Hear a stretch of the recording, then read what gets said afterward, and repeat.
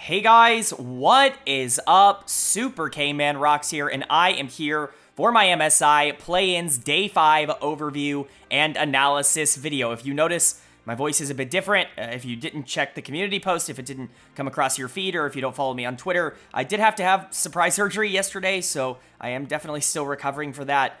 Due to that, I am going to be a little bit more subdued today, as you can probably already hear in my voice. Not only that, but this video is probably going to be a lot shorter. I'm probably not going to go into as much detail on these games, just because it already hurts quite a bit to talk, and I don't want to spend too much time. But especially today's games, the final games of the play-in stage, there's really no way for me to do this later. I kind of have to get this done today, so I hope you guys are excited. If you are, let me know down in the comment section below. What did you think of the games? What do you think of the teams? We'll quickly talk about the bracket at the end of this episode, the first round, and potentially what you could expect moving forward. But there's not going to be a full bracket prediction. I just don't think I want to go into that today. I'm sure you guys understand, but it's going to be mostly covering the two final play-in series, so the two teams that get out as the second seeds from each of their groups. If you want to know my thoughts on everything that's happened at MSI up until this point, you can, of course, check out the playlist up in the iCard. That's going to have every single day of MSI covered, every single game of MSI up until this point covered, and it's also going to have, of course, my primer video that I had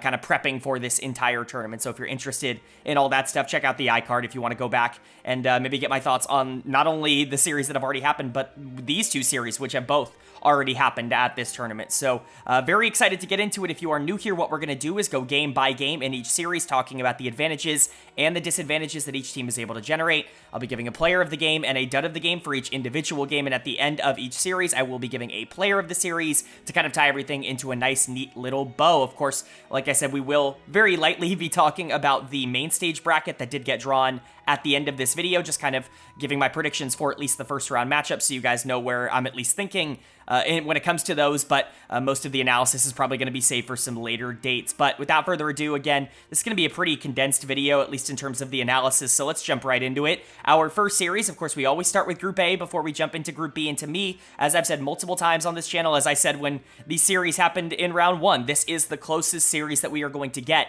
in the play-in stage, at least on paper. It's the number 2 seed from NA in FlyQuest, taking on the number 1 seed from the PCS in PSG Talon. And, FlyQuest ended up winning that first matchup. It was pretty close. They lost game 1. They had to come back in games 2 and 3, but they definitely looked like the better team in games 2 and 3. There's been a lot of analysis out there talking about how PSG is a good team, but FlyQuest kind of does the things that they do a bit better. When you look at the advantages that PSG is able to generate, a lot of them come through slow, methodical, very tactical, macro-oriented gameplay. That's kind of always been their style, and that really has not changed with the addition of Betty down into the bot lane. I think they've only been kind of heightened in that regard. Betty, a player who loves late game team fights, so when you have someone like Junjia, who really doesn't need to skirmish a lot in the early game, is a phenomenal team fighter. You have someone like Maple, who's definitely more of a team fight first player. That's always going to be kind of the direction that you want to go with the team. The concern for PSG is the last time these two teams played, you didn't really get the best performances out of some of the players that you needed to see step up. Aji was just not particularly great on the top side of the map. Whippo clearly was better than him in that series, and Jensen was clearly better than Maple. The two big gaps, I would say, for PSG the last time these two teams played were top and mid lane, and mid lane in particular is such an important role for how PSG wants to play the game that it just really wasn't acceptable. But Junjia, obviously someone I've gone on and on and on about on this channel, not only from his time in the PCS, but from his time in the LPL as well, and so he probably is the best player in a minor region. I love Kiaya, and he certainly does make the argument interesting, but Junjia would probably be a top 5 to 7 jungler in the LPL right now if he were to go back. That's how good he is. He can take over fights basically on anybody. Like, PSG's not out of this series, and, I think FlyQuest are favorites. I'm certainly not going to sit here and say that they're not, but the conversation surrounding this has been, if FlyQuest loses, then they're underperforming, and I had these two teams back-to-back in my power rankings. I really don't think there is a gigantic difference between these two, and I think we saw that in the first series. But for Fly, if you can continue to capitalize on Jensen playing well internationally, which he has always tended to do, Whippo playing really well in their first series, even if he wasn't quite as amazing in their series against T1, and Inspired being a positive here, I think then you should be the better team. This should be a 2-1 win for you or a 2-0 win for you. You shouldn't be sitting here worrying about whether or not you can get to the play-in stage. You should be the better team, in NA, to its credit, historically, has always done better against minor region teams than they have against major region teams. In fact, better against minor region teams than even, the LEC, who traditionally has just lost more games. And so if you want to credit the LCS for anything, it's the ability to beat the teams that they should be able to beat. And that's what this is. So yeah, obviously an important series. One team's going to go to the main stage. One team is going to be eliminated, but going over it means we get to start with game number 1. And the winner of game number 1 was PSG. They are going to take the first game of this series. They're going to go up 1-0, and honestly, this was a very good showing from them. Pretty classic PSG, if we're really talking all things considered. This was kind of a slow, methodical game early on, them getting small leads, them being able to control a lot of the objectives, things like the Void Grubs, especially after 10 minutes, and then obviously the Dragons as they continued to stack, and just getting slow lead after slow lead. FlyQuest tried to push the tempo a bit. They tried to play around Bwipo's Urgot, which we saw in round number 1 really be an issue for PSG in particular, for Aji in particular, but they just didn't have the same kind of proactivity that a team like PSG did, and that's where they really started to fall apart. They really were not in the same category in terms of how they were able to play out some of the decisions that they wanted to make. So we'll go ahead and talk about it. Player of the game for me is going to go to Maple in the mid lane. I think realistically you could give this to Junjia, you could give this to Maple. I think you could even give this to Betty or Woody if you really wanted to. It probably should go to one of the members of the jungle mid duo because they were the most instrumental part, but this really was an excellent game from the jungle mid duo. Maple constantly actually being a proactive playmaker. Sometimes I think teams fall for that, like LEC Azir syndrome, where they rely too much on Azir to be an initiator, a playmaker, somebody who starts fights rather than somebody who cleans up fights, which Azir can arguably be more effective at. But Maple, I think, did a great job of balancing that. He knew that he could output a lot of damage, allow his Nautilus or his Rumble to really be a fight starter with a flank, from Rumble's case with the ultimate, or just Nautilus engaging. And then eventually when things started to break down, that's when he could pull the trigger on the ultimate to get his positioning a little bit more aggressive and to allow Junjia to get some of those resets. So I think obviously he played out fights excellently, but if you wanted to give it to the jungler PSG, I think that's fine too. Both of them majorly gapped their opponents. One of the big conversations and narratives kind of surrounding the first time these two teams played was that Jensen was just straight up better than Maple. Maple was actually really poor in that series against FlyQuest in the first round. So far in game number 1, that has been an entirely different story. Maple was excellent here, and Junjia just continues to look excellent. He really is one of the best team fighters and one of the best macro junglers at this tournament. People were a bit confused when I put him above some other top, I don't want to say top tier, but some other major region junglers. I think Junjia, like I said, could come into the LCS or the LEC and be like the number 1 or number 2 jungler right now. I think he really is that good. That's how highly I view him as an individual player. I've said that for multiple years on this channel, and he continues to prove that. He gapped Inspired in this game, and Inspired has been a ridiculously consistent jungler at the LCS level. Betty and Woody were good. Ashi got caught out in side lanes a little bit too often for my taste, but some of those flanks were really positive. I just don't think he was as proactive as maybe some of the other members, but overall, I think you're going to live with that. And then for Fly, pretty much a disaster here in game number 1, just kind of allowing PSG to do the things that they do really well, giving them Viego, Azir, Senna, even Rumble, like all of these team fight champions. This is the exact thing you don't want to do. This should be the first page of the scouting report that you get against a team like PSG, is to not allow them to pick this dominant team fighting comp. This is just what they do at a high level, and you just kind of gave it to them and then lost at it, and it's just very greedy, in my opinion. I don't think you're going to be able to get away with this in multiple games. Inspired's going to get done of the game. I know his scoreline doesn't look that bad, but that's because he wasn't at any of these fights. Constantly late to every single objective, just kind of chilling out in the mid lane every once in a while. This was a bad game from Inspired, and it almost felt like very out of character for him. One of the things we've criticized Inspired for in the past is that he's too focused on objective, is that he's somebody who really wants to try and get to these neutrals first, and it was kind of the opposite in this game, which was definitely weird. Jensen also got gapped in the mid lane. I like Hui,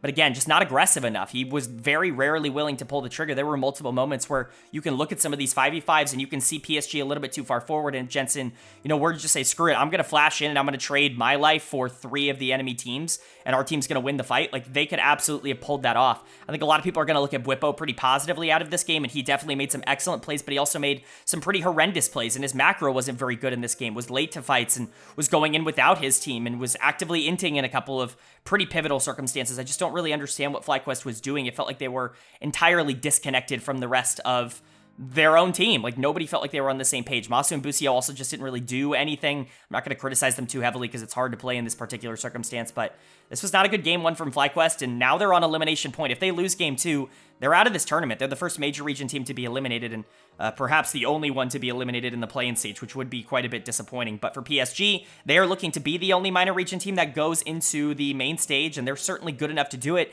It's why they were, in my opinion, a tier above every other minor region team at this tournament, because I do think they are by far the best. So can they close it out here in game number 2? Can they move on and be a team that does make the main stage, or is FlyQuest going to push us to a game number 3? Well, the winner of game number 2 was PSG. They are going to take game number 2. They are going to take this series 2-0, and quite frankly, this is a bit embarrassing for NA. I know I said in a lot of these other videos that NA aren't guaranteed to go through this, that Group A is by far the more interesting one. I've said it basically since the start of the tournament on these videos that, you know, the really only interesting piece of the play-in stage is whether or not FlyQuest or PSG are going to be able to make it through the play-in stage, and PSG was the one who made it through, but FlyQuest should be disappointed in themselves, not only because they lost here, but because of the way that they lost. They got bodied by PSG. The series was never really all that close. They really allowed PSG to do whatever they wanted. They walked to their deaths in a lot of specific circumstances, and quite frankly, everybody on FlyQuest really underperformed when it mattered the most. This is very similar to how they played in the finals, and I think that that really does spotlight an issue that perhaps this team is not built to win on the biggest stage, but I don't want it to all be about NA doing poorly. I really, really want to give a lot of props to the PCS and to PSG Talon. You know, we talked about this region kind of becoming the epicenter for all the minor regions, right? With OS and with Japan and obviously, you know, Southeast Asia all being, you know, there, all being part of this conglomerate, all being the PCS as one big region now.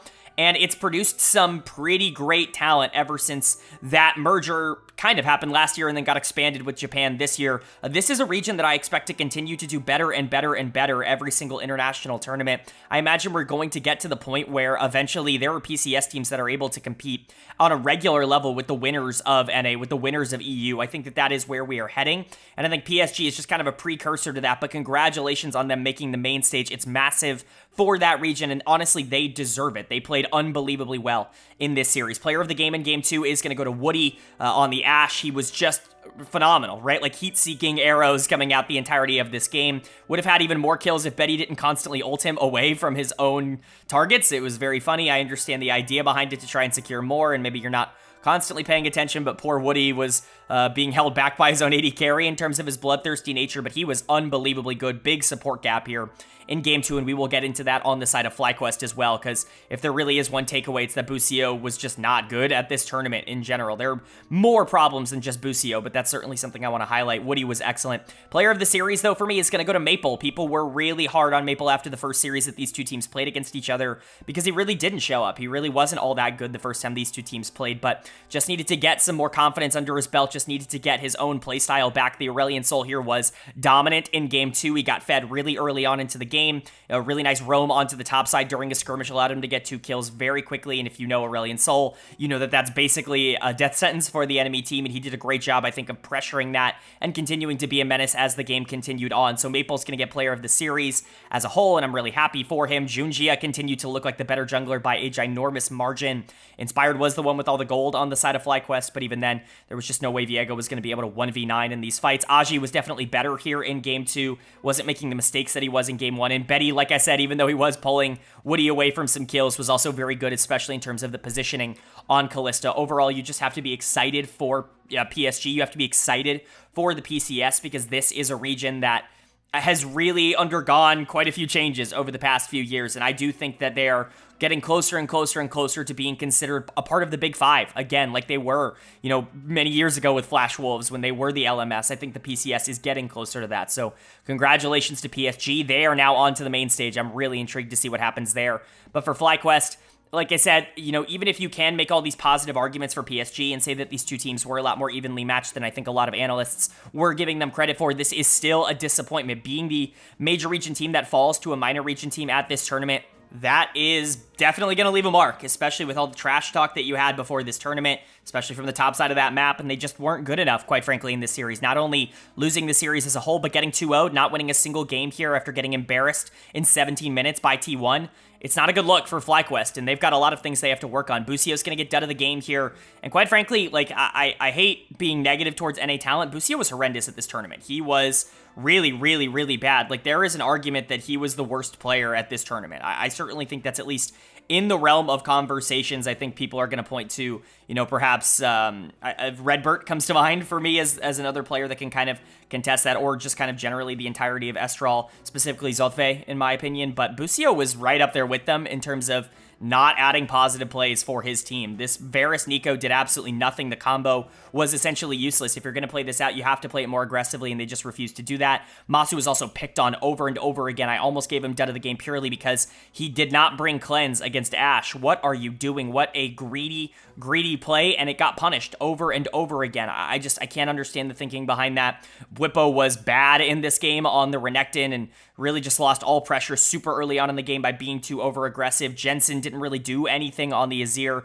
was really passive and really was kind of just looking to save himself rather than do anything positive for the team. Inspired's scoreline looks good, but again, he got a lot of cleanup kills. I'm not necessarily sure he played well. This was a slaughter. This was not close. This was less close than game number 1 was, and I think that is just a bad sign overall. So for Fly, not looking good, man. You are now officially eliminated from MSI. You are the first major region team to be eliminated from MSI, and depending on how the series goes later today, you could be the only major region team eliminated in the play-in stage. Just an embarrassment, a bit disappointing. They are going to have to collect themselves and get a stronger version of them, because it really does feel like when they have to play from anything out of their comfort zone, they're just lost and doomed. But congratulations to PSG. They've earned this. Like, they really are the team that has kind of rose above that minor region allegation. I know they're slow. I know they're a bit methodical. I know they're not the most fun team in the world to watch, but they are certainly good enough to be able to make some noise. Obviously, with the draw, it's not going to be easy. You're not going to be playing a tough team or an easy team in round number 1, but PSG is the kind of team that can, really make a splash, and I'm really excited to see at least one minor region team do something at this tournament. But now moving on to our second series of the day, and it's going to be the Group B series. Again, winner goes to the main stage, loser is out of the tournament, so the stakes have certainly not changed at all here. It's going to be the number 2 seed from the LEC in Fnatic, taking on the number 1 seed from the VCS in GAM Esports. Nobody expected GAM to be here. Maybe not nobody, because I don't think it's ridiculous for them to have beaten Loud in the same way that it would have been crazy if, like, Astral beat PSG, in my opinion. I think that certainly would have been a bit more shocking, but with how bad GAM looked in round number 1 against Fnatic in particular, for them to be here, especially with all the controversy and just the drama surrounding the VCS so far this year, it's a really big accomplishment to them. I don't necessarily think this is like the same kind of situation as PSG taking on FlyQuest, though. We talked about PSG being a team that had the potential to be able to take down Fly because they are really talented. Like Junji and Maple versus, Inspired Jensen, is that really a gigantic difference? Probably not. Like, you're not really seeing these gigantic differences in terms of player talent. You are seeing that here with Fnatic and with GAM. You are seeing a bot lane that is just not even going to be remotely on the same level. Noah and June should have a field day in this matchup like they did the first time they played. And honestly, shockingly enough, the big advantage that Fnatic had the first time these two teams faced off at this tournament was topside. Oscar Rinnan obliterated Kiaya. He was excellent in that series. That was the one lane that I would look at for GAM to be positive, to be better, but Oscar clearly has Kiaya's number and clearly knows how to play against him, and so I don't really see a lot of avenues for GAM to win this. Again, I think PSG was one of those teams that we were looking at as, potential underdog win. Like, you could definitely see a circumstance in which they were better. I don't think anyone predicted them to be as good as they were, but GAM would be a major upset if they won here. This would not be something that anybody was really expecting. So for Fnatic, you just got to play your own game, you got to play your own style, and you have to express the fact that you are the better team. And quite frankly, I think they should be able to do that, but the only way to know is to go game by game, and that means starting with game number 1. So the winner of game number 1 was Fnatic. They are going to take the first game of this series. They're going to go up 1-0, as they should here. And quite frankly, the most shocking part of this game is not Fnatic winning. It's not Fnatic dominating and controlling the tempo the entirety of this game. It's the fact that Fnatic was super clean and super macro-oriented. This is not the Fnatic that I've grown to love. I have grown to love the game flippers. I've grown to love the random inset Baron. That's what Fnatic is in my brain. That's what 2024 Fnatic is in my brain. That is not what we saw here. Fnatic was just really clean, very, very technical in their execution in this game, and it caused it to never even remotely be in doubt. So credit to them. Player of the game is going to go to Noah for me in the bot lane. I think you could give this to June as well on the Ashe. Both were very instrumental, but Noah was one-shotting people by the end of this game. I mean, truly tearing apart what GAM was doing. It was not even remotely close. They had no way to stop the Kalista, and there was a reason she went deathless in this game. Noah was sensational. June was also very good. We highlighted in the pre-analysis here that bot lane should be an avenue for Fnatic to be able to play through. Easy Love and Elio have done a good job of surviving, considering the circumstances, but they're certainly not good enough to be able to hold up against Noah and June, who are very good. And you could say the same thing about mid lane. Emo was, not as bad in this game, but that should also be a lane that Fnatic can capitalize on a lot, and the Orianna was very good with the shockwaves, especially in the back half of this game. So bot lane being a priority lane that does, that is positive, I would say, for Fnatic is definitely not surprising. I think Razork was good this game. He was the one player that was making kind of the traditional Fnatic, like, just randomly die in a side lane kind of mistake, but you can allow him to get away with that. Like, he did more than enough good in this game to outweigh the random bad deaths that he had in a side lane. Like I said, Humanoid was also good. Oscar Rinning continues to show his dominance over Kiaya. I really did not expect this. Oscar actually ranked lower to me on my top laner rankings coming into this tournament than Kiaya did. I thought Kiaya was a better player. I thought he was more talented. That has proven to absolutely not be true at this tournament. I was very much wrong about that. I underestimated Oscar Rinnin pretty heavily. He's a very weird player to try and analyze because there are some games that he just dominates and some games that he gets absolutely destroyed in. And so it's really never easy to kind of get an idea, but whatever he has against Kiaya, whatever kind of intel or whatever tell he has that he is noticed against Kiaya in lane or out of lane, he is just able to capitalize and win lane basically every single time against him as a player. So credit to him. Everybody on Fnatic was really good, and like I said, very calm, collected game. Big ups to them. And then for GAM, just not good enough, right? Like, there was a bit of a talent gap here. Bot lane was not good. I think Elio actually did a lot better in this game than I was expecting. The R5 Maokai did his best, and he was probably the best player on the team, in my opinion.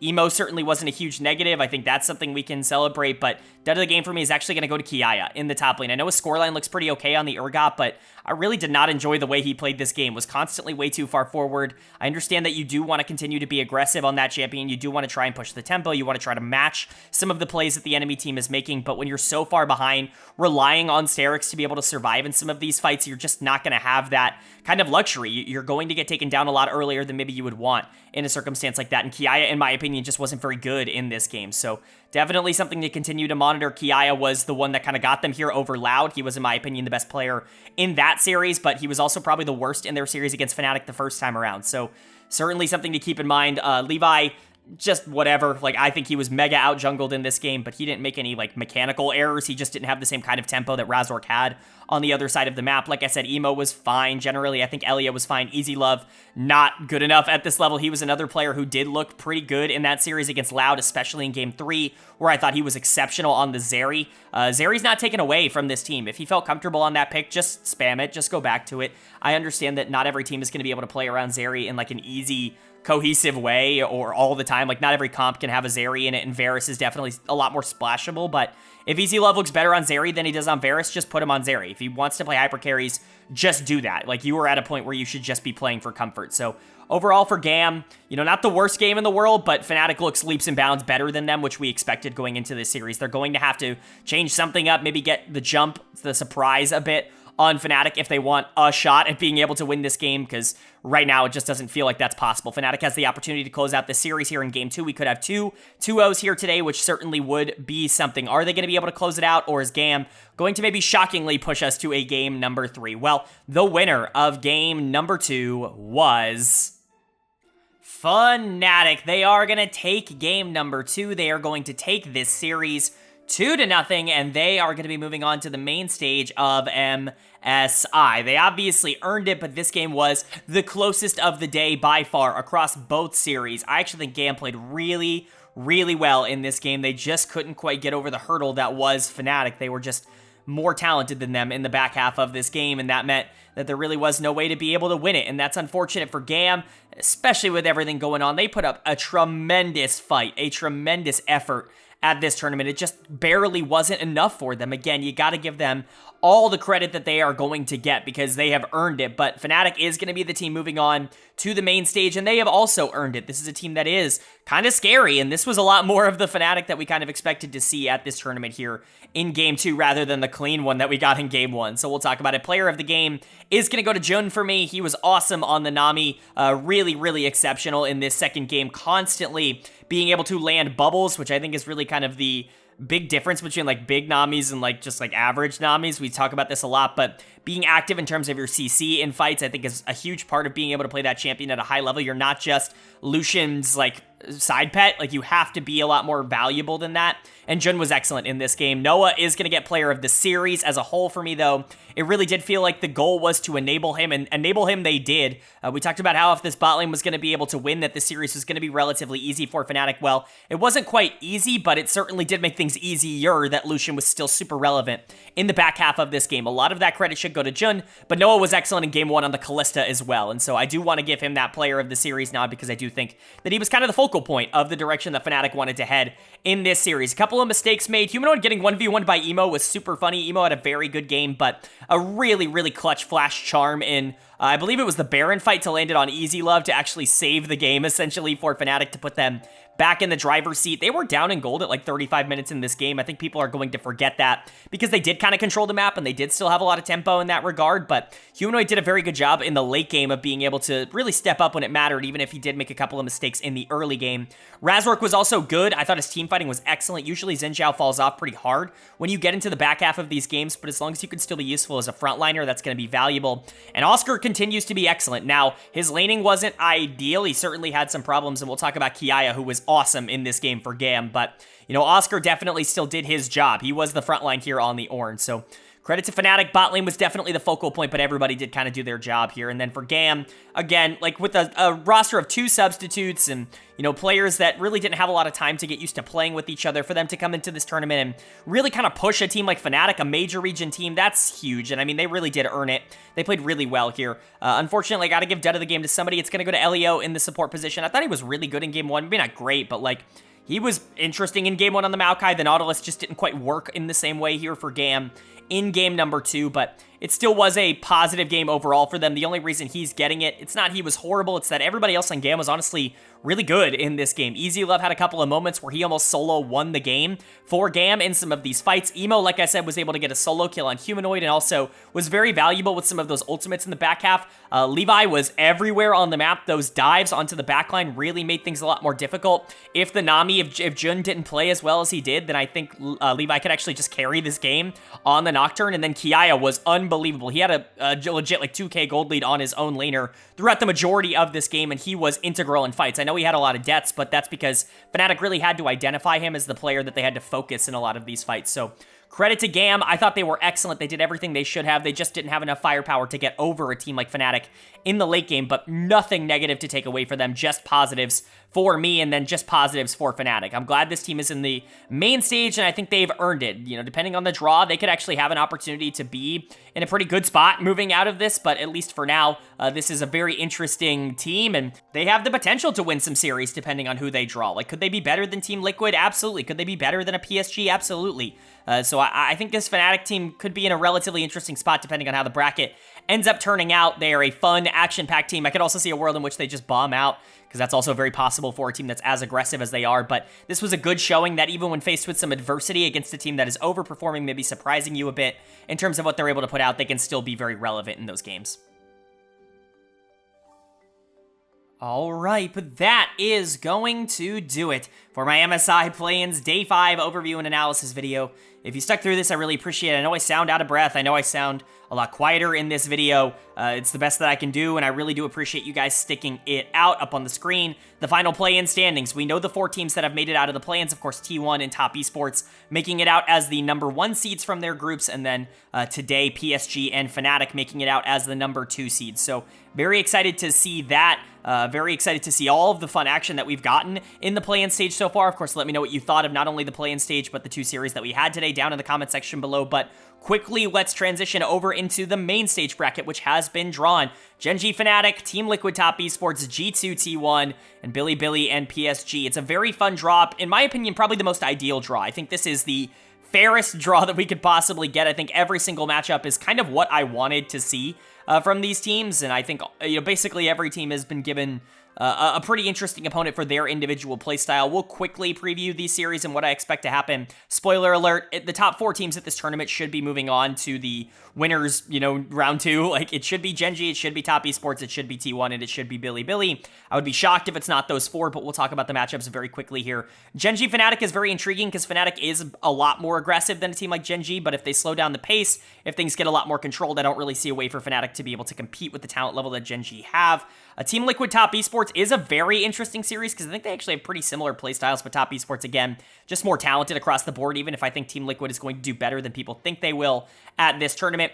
G2 T1, I think this is going to be the closest of these round 1 series. This is the only one that I could see going in any direction other than kind of a blowout, quite frankly. I think the other 3 are going to not be close. This one, I think, could theoretically be close if Caps pops off, but a lot of this series is going to hinge on whether or not Broken Blade can capitalize on the over-aggressive mistakes that Zeus just has been making all year long. If he can't do that, which I don't think he will be able to, then T1 should be able to take this relatively handily. And then Bilibili PSG might be the least close of the round 1 series. There's just nothing PSG does that Bilibili does not do better in terms of the slowdown and the macro, and then it's not like Bilibili can't speed the pace up. So overall, I'm not expecting any upsets. I don't think this draw really created an opportunity for many upsets, but would love to know your thoughts and opinions on what you expect from these series down in the comment section below. If you enjoyed the video, leave a like. It really does mean a lot. Lets me know you guys are enjoying the content, and it does help get this video out to a lot more people, which I'm always very appreciative of. If you're new here, hit the subscribe button. We're going to be posting as much as I can. I can't promise that I'm going to post every day. Depending on how recovery goes from this surgery, I can't promise that, every single day is going to get perfectly on time. I might have to,